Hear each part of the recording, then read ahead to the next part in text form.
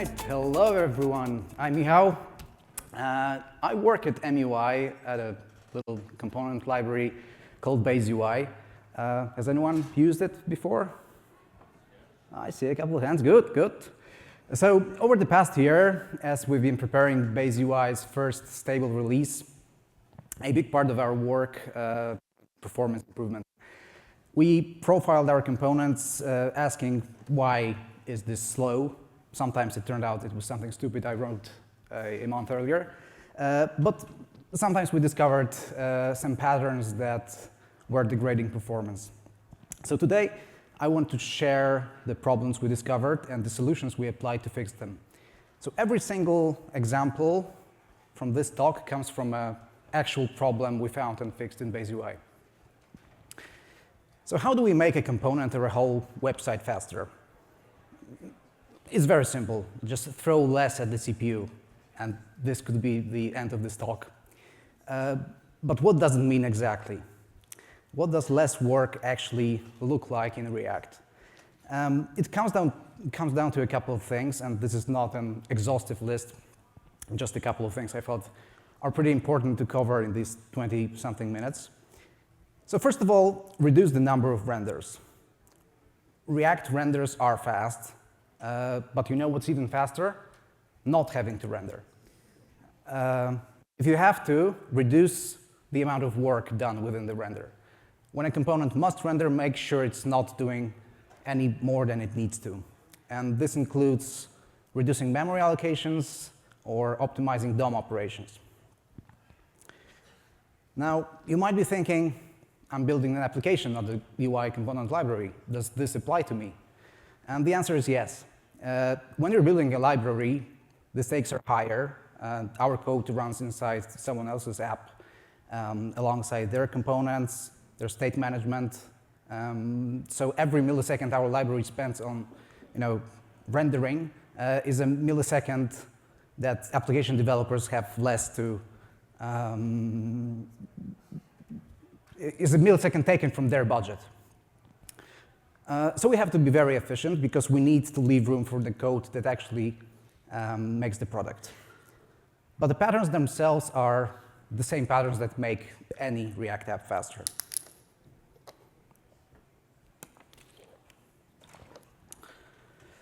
OK, let's start with a common performance problem in React, re-rendering things that didn't change. So here we have a list of items, songs in this case, each with a favorite toggle. We store the checked state somewhere near the root app component and pass it down via context. When a user toggles an item, every single item re-renders.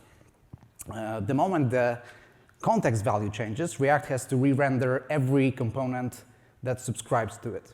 So memo can't really help here because it works with props, not with context. And we hit exactly this problem in BaseUI when building our select component.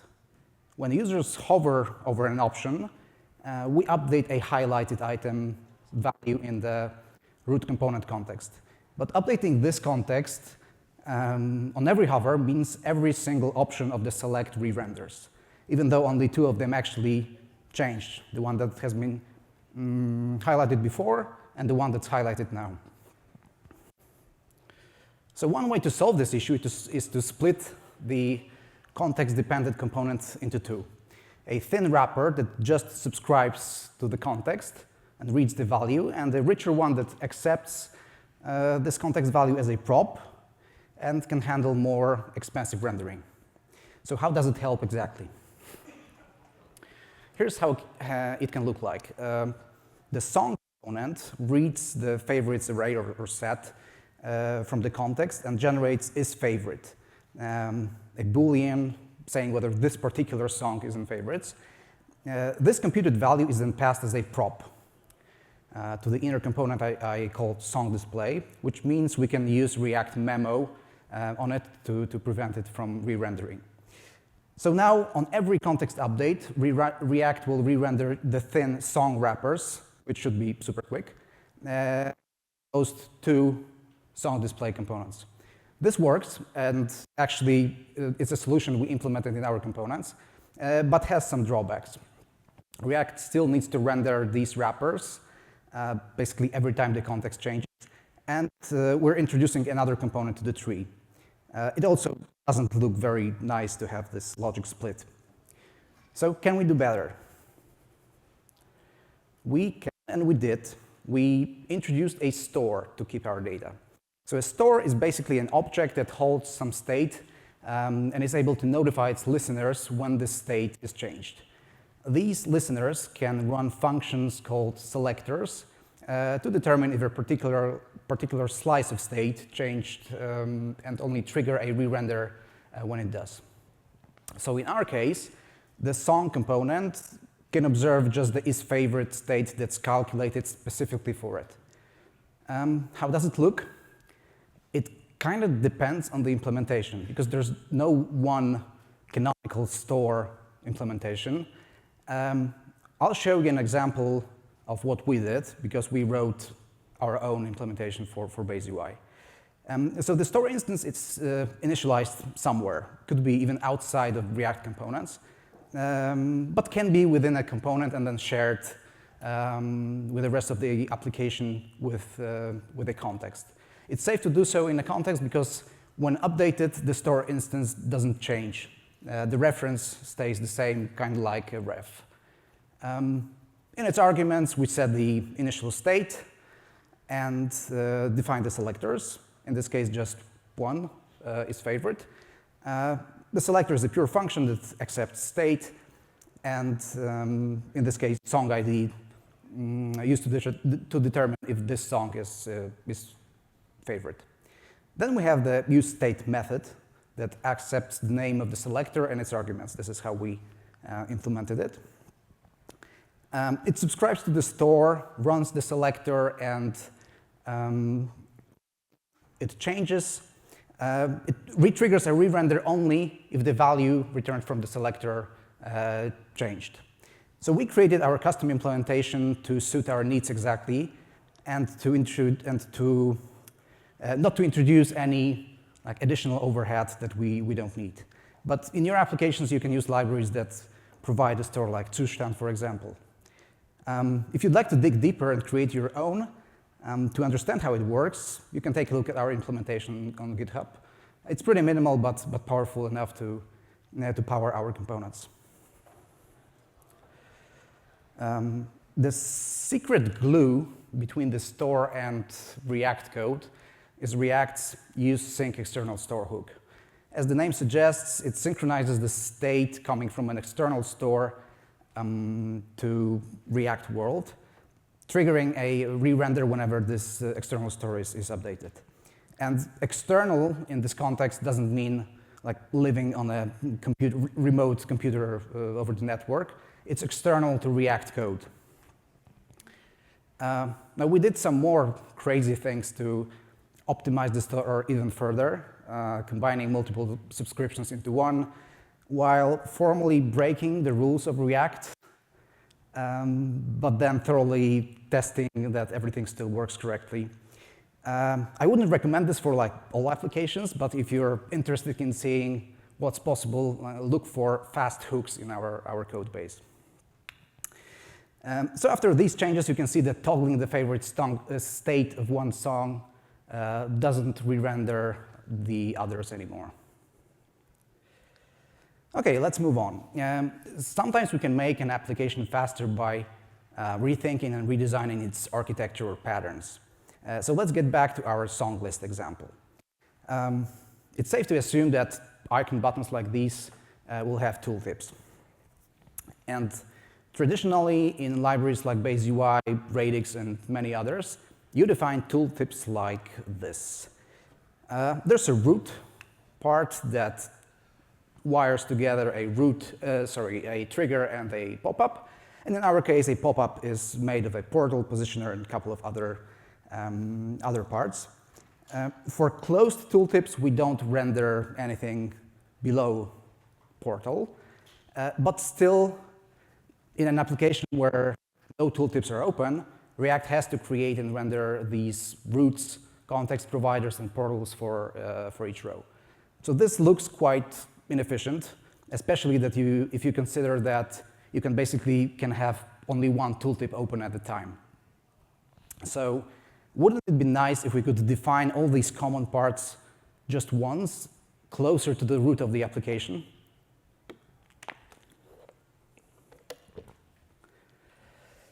So a song component could have just the trigger, and all these triggers could reuse the same pop-up.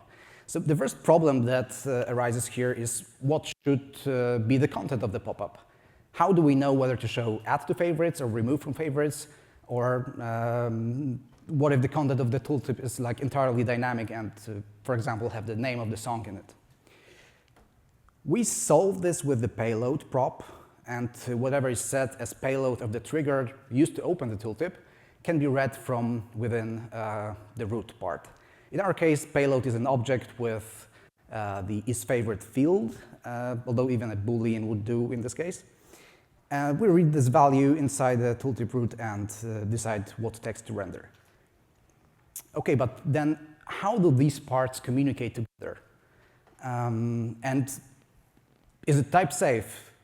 If I have an object with a Boolean field in the triggers payload, how do we ensure the same object shape in the root? So our solution to this is a handle prop that wires together all the parts of the tooltip.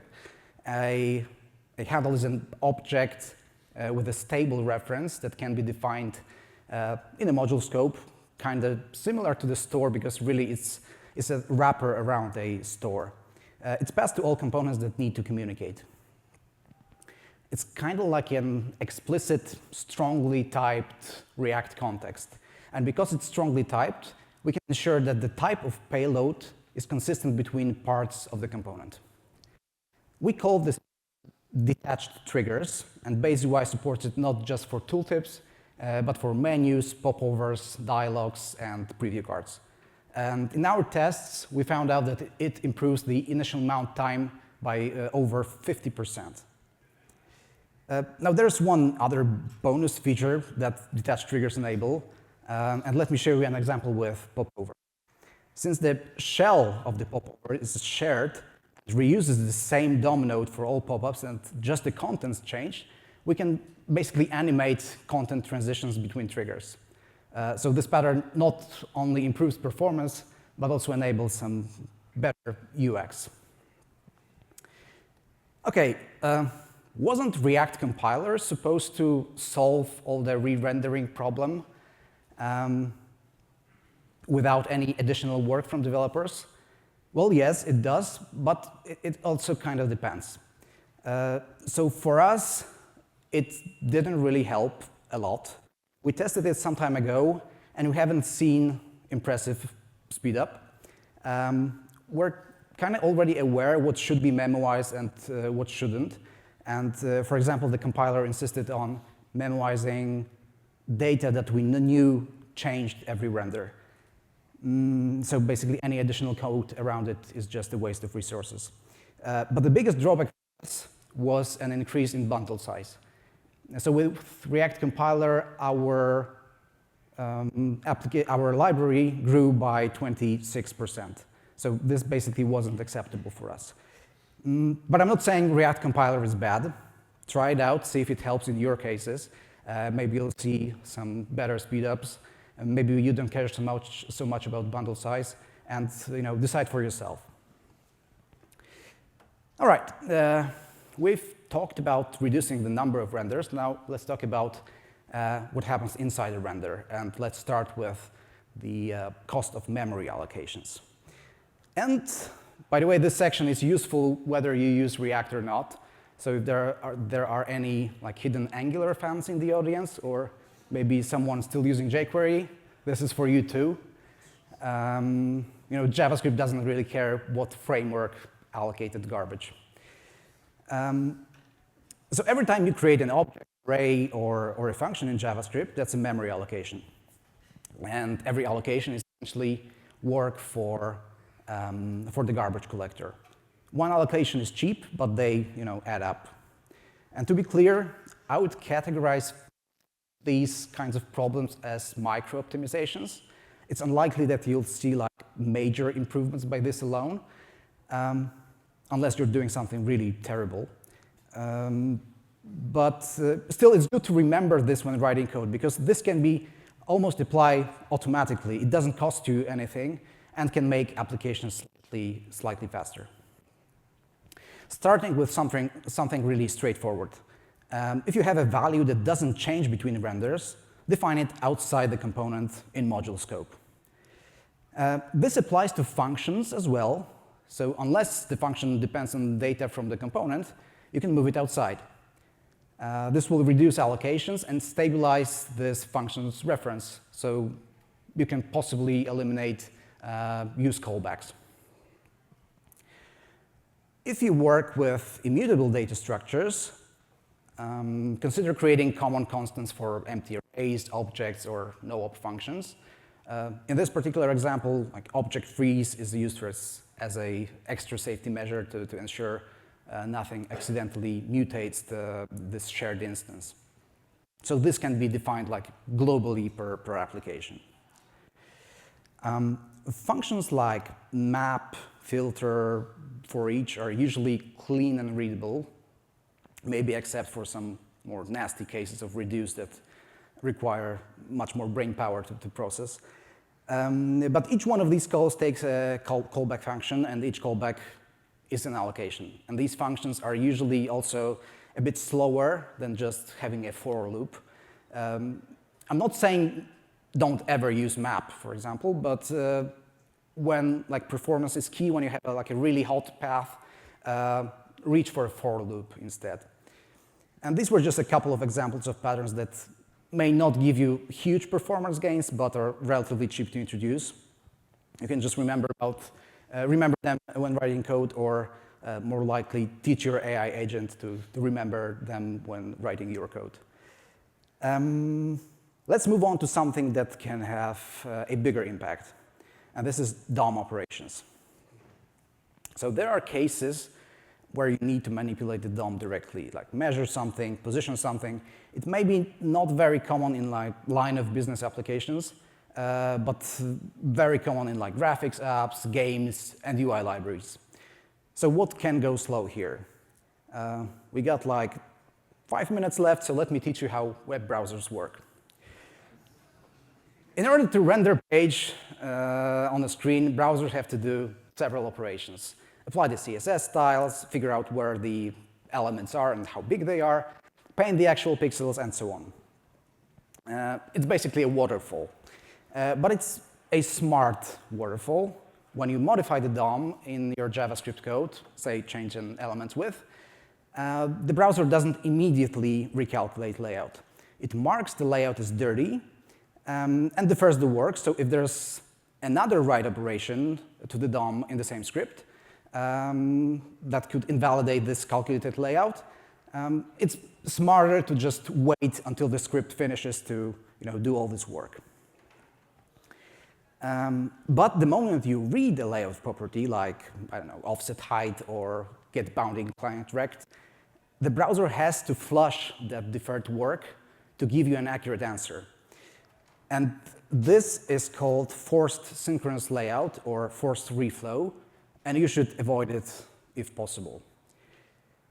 But there's something worse than a forced reflow, multiple forced reflows. If your code alternates between the writes and reads from the DOM, you're forcing the browser to recalculate layout on every single iteration, and that makes it super slow. This is called layout thrashing. And the fix here is to batch. Do all your reads together and all your writes together. This is how it looks in the profiler. You can see multiple calls to offset height triggering style recalculation. And if you click on the recalculate style block, you'll be able to see an arrow pointing to a method or property that triggered this style recalculation. It might be a bit counterintuitive, but setting the style is not the slow part. Reading it after you change it is the slow part. By the way, the Chrome DevTools has an insights panel that help you find cases of performance issues like this. Okay, so some of these patterns you can just apply automatically when writing code, reducing allocations, batching DOM operations. Others need more work to discover, like detecting unnecessary renders or discovering suboptimal patterns. But the bottom line is performance is a feature. Think about it, improve it, and your users will be happier. I'm Michał Dudak. Thank you very much. I'll be around if you want to talk about base UI, performance, or anything. Thank you.